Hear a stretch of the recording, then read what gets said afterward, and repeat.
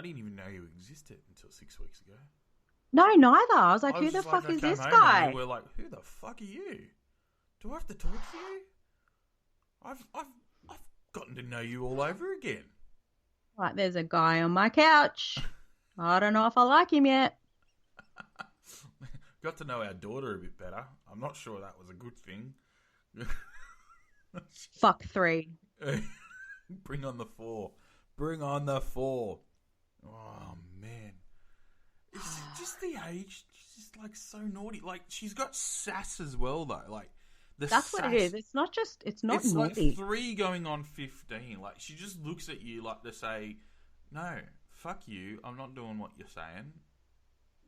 100%. I'm not picking my dollies up. But then, like, let's just have a moment of reflection. This is our fucking karma. We got ours, man. My mum and dad always said, you'll understand when you get kids. You'll understand when you get kids. And I'm like, no, I won't. I understand.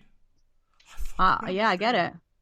She's naughty like you are, right? Like me. She's an asshole like you are. No, not yet. Let me get to it. She's an asshole like you are. But when you look at her face and she's like a little angel like her mum. Hey. There we go.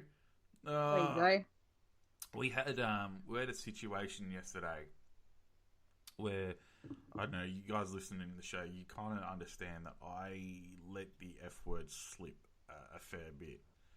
The situation was I was going to the toilet, and as I opened the door, she was trying to fill up a little cup of water, and I said, an egg cup of water.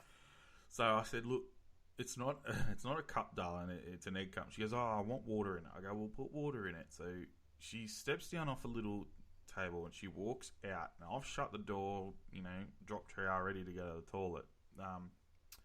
The wife is in the front room, and my daughter is tripped and spilt the water. All I heard was, fucking hell.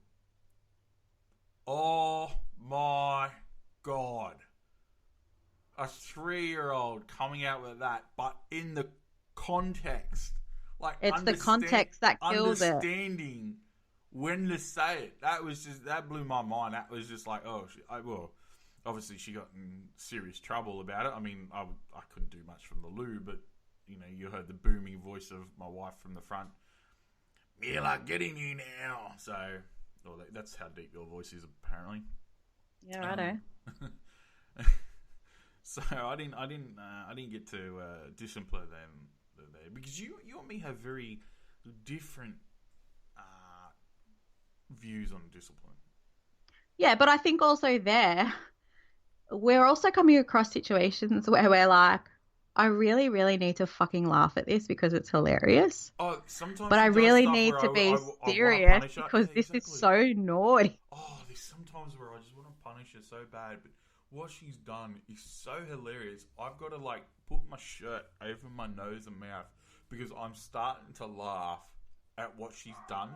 And when I start laughing, my wife looks at me and she starts laughing, and we're both trying to hide our laughter while trying to tell our daughter that what she's done is bad and not to be done again.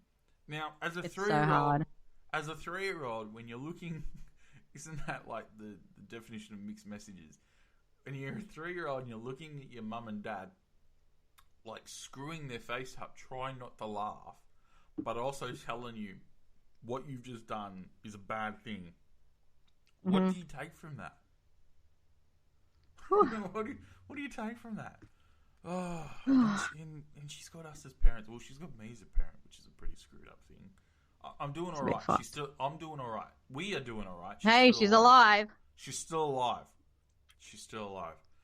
But no, when they say, you know what, you'll get yours, mate, we've got ours. I don't understand the people that have two. Mm-hmm. So close together. Why? Why? I know. Let's make one more after. Why? Let's make another one. No. No, fuck. We've just had one 10 months ago. Let's have another one. What? The buck stops here. So we bought a cat. Sleep. We only just started sleeping again. All right. We got our Well, you sleep did. back. Actually, you never stopped. Oh, yeah, but What sleep did you get back? Just play along. It's the podcast. Play along. Hey, you fucking slept since the day she was born. Fair enough. I must agree with you. I really haven't lost any sleep, to be honest. Because you usually get... Oh, well, I'm a heavy sleeper. You're a light sleeper, so... Bullshit. I sleep through everything. Mm-hmm. Like, I'm that heavy that I don't even hear you leave to go to work in the morning. Like, you're either really quiet or a ninja, or I'm really heavy sleeper. But there's some times where you go bring our daughter into bed at 4 o'clock in the morning, and I'll wake up at 6, turn around, and there's a little face in front of my face and scares the shit out of me because I haven't heard you bring her in.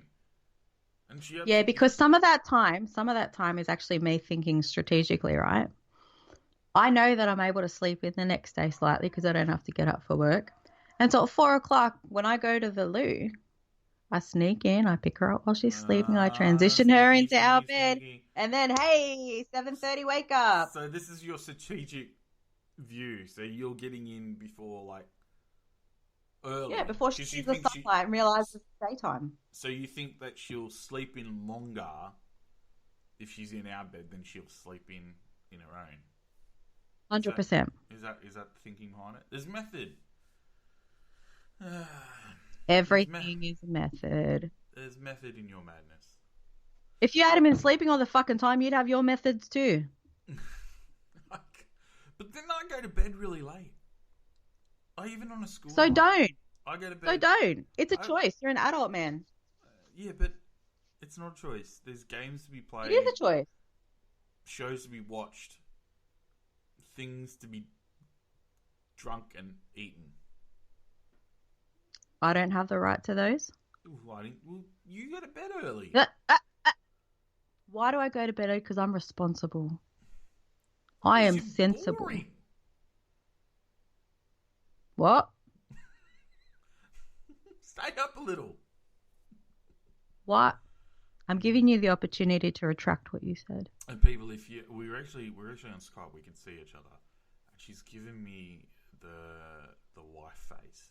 Now, every man listening to this who has a girlfriend or a wife would understand that face. It's not a good face. It means you're in trouble after the podcast. I'm going to get in trouble. So if I don't bring out another episode after this one, please let it be known that my wife has done me in and probably buried me in the backyard. You'll never link me. You'll never know.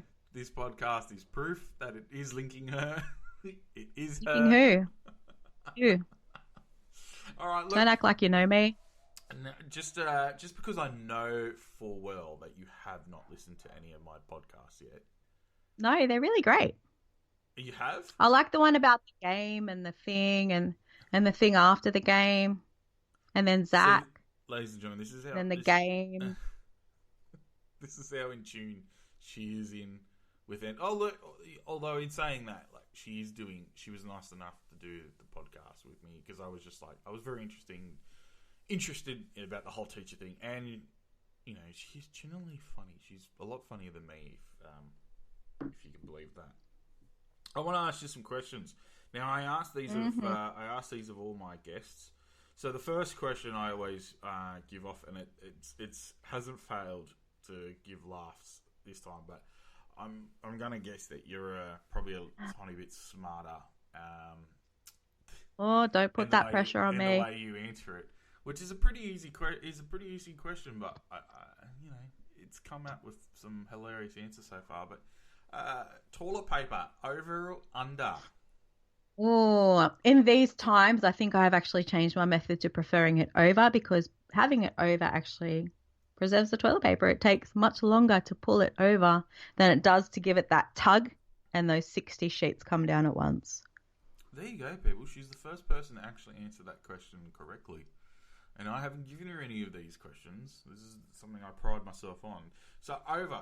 So I knew that was going to be the answer. For one, that I live in the same house with you, and why toilet paper is over, and that is my method as well. But I think it's only my method because I'm so used to you putting it on. Unless I come in and Mila has decided to take the whole roll off. That is probably why we got over as well.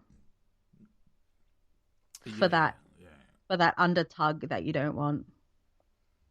And with the toilet paper, the whole toilet paper scenario of it going, everyone panic buying. I found 4 rolls when we had nothing. I went out on a search. I found 4 rolls at Anaconda. And you know what? In that moment, I would never tell you to your face. But in that moment, I was like, fuck. What a genius. I'd have never thought of that. Well, thank you. Thank you very much. Most welcome. It's on record now. You're welcome. Oh, and I think I told everyone about it too. Oh, that is as a clap. Give me a second. I'm not clapping. No, they laughed at me. Like everything I do, people laugh at me. So Anaconda, 4 rolls. Apparently they keep some for camping. It's a very weird, interesting toilet roll. Yeah, I wouldn't purchase it again. I'd probably be better off using like gum leaves. They'd be gentler on my buttocks. Use the 3 shell method in Demolition Man, although you probably have never seen that movie. Look, I have no idea what you're saying. Exactly. This is the thing, people. Me and my wife have been together for, I think, 9 years overall, not just married, but yeah, sport is the only thing we have in common. Our movies are completely different. I'm into the real heavy action, sci-fi, fantasy, everything a man is usually into, where she's into her documentaries, rom-coms. I don't mind a good rom-com. Not rom-coms.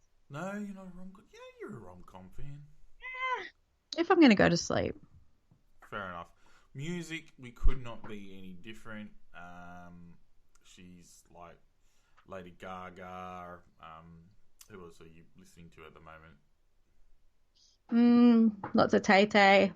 Lots of Tay-Tay. Mila loves Tay-Tay. And that's a parent win. And then there's me, who likes the heavy, like Metallica. Then you play like Atreyu, Day to Remember. And talking of Day to Remember, we'll tell you a story about. Oh my god! But before you do that, I just will never understand why people like to listen to music that just shouts at you. Why are you fucking shouting at me for? I don't know. If anybody can answer that question, please put it in the comments on my Facebook page and answer that up. But so I decided her and her sister and a friend decided that they wanted to go to a Nicki Minaj concert, which I said, look, I'll go. The music's alright, but it's Nicki Minaj, and she has got big tits, and that's pretty an ass. Yeah, no, ass. So I pretty much just sat there and watching that. I didn't even know she sang. Mate, you fucking did. You loved it. It yeah. Was alright. It was alright. Yeah, she was great. Yeah. But my wife decided, I think it was a few months after that, one of my favourite bands, A Day to Remember, came to Australia. And my wife decided to get me tickets, and she got herself a ticket to go with me. Now, not knowing exactly what Day to Remember were like, she's never really listened to them because it hasn't interested her. She thought, I'll go, I'll be fine. We get there. First of all, she's like looking at everybody there, and she's just like, the face that she had on her was like, holy fuck, what have I done? Where am I? What, am I going to be murdered? Then we sat down. It was at the Hordern Pavilion in Sydney, and there's a whole same place as Nicki Minaj too. Yeah, so there's a big seating area at the back, and then obviously the floor at the front. And being that I wasn't going to drag her into the middle, we sat at the back to watch the band, and they come out and they started singing. And if you guys, a lot of listeners, hopefully would know what a wall of death is. So it's where the crowd splits. One on both sides. It's like two warring armies, and then when the song starts, they just run at each other. And how would you describe it in your words? Fucking ridiculous, man.